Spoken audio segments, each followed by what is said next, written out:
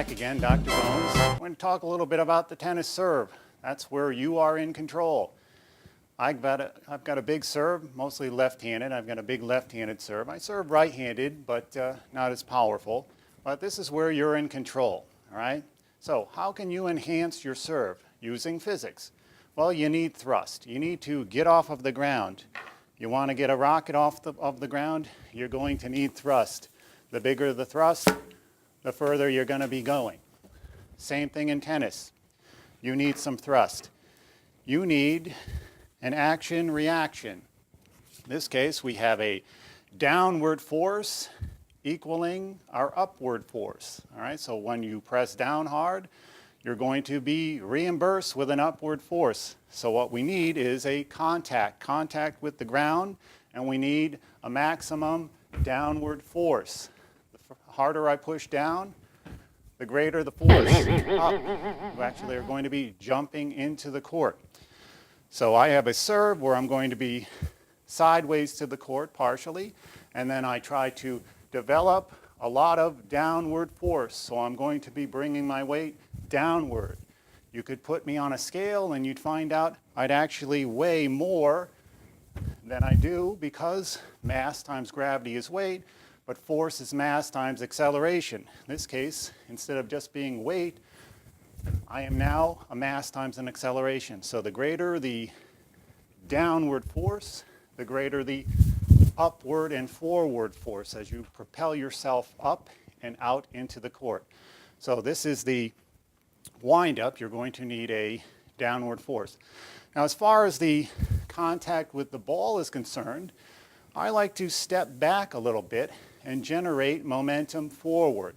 So instead of having my legs close together and simply generating a downward force, I'm thinking about, yes, I need to go up, but I also need to go into the court. So I'm generating a forward momentum. Here I'm bringing it all together and then launching myself into the court. All right, so you might want to try stepping back a little bit and generating a forward momentum.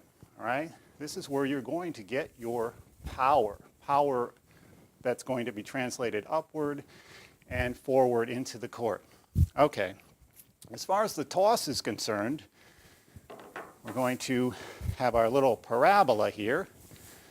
Every time you toss a ball, and remember, if I'm serving left-handed, this will be the arm that I'll be tossing the ball with. Every time you toss the ball, it goes in the motion of a parabola.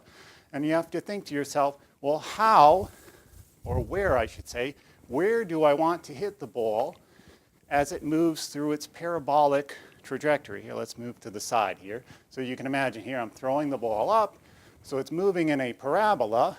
Where do I actually want to make contact with the racket and the ball? Do I want to do it on the upward portion of the parabola, at the apex or top of the parabola, or on the downward arc of the parabola? Obviously, you don't want to hit the ball here, nor do you want to hit it here.